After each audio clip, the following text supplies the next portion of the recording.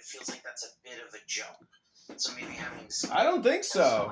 I think it's the bedrock of all of our problems. The fact that we don't have sound moral currency, that we're 40 trillion in debt, collecting 5 trillion and spending 7 trillion a year. That's the basis of what I would consider one of the primary reasons why our society is not exchanging knowledge, why our society is not trading.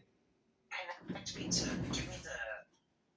slow down about 3 steps so I can see if I can follow you. How does being in debt connect to not exchanging genuine information? Because people who are trying to exchange genuine information don't realize they are on a platform of disingenuousness, that the currency, because it's not pegged, and that we can essentially, with any new government, just inflate the financial system in the same way that Zimbabwe had to create $100 trillion notes.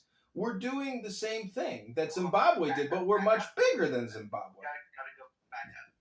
Or some other mode. Can you connect to me how, like, sovereignnomics, just draw that one thread, not another example of Zimbabwe or even a negative impact.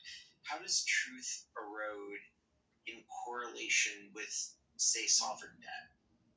Because it is a unified system, especially through property taxes. So if you don't support the education that the teachers union is putting out, you're forced into compliance. Otherwise, your county sells the house out from under you in a tax deed sale. So that in alone shows that there is no real representation or equality. It is a system, and it's based on law and precedents, etc.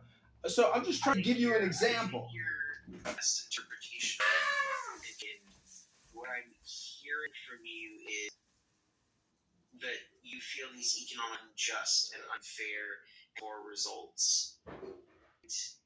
I suppose the implication is in those poor situations hard to access truth.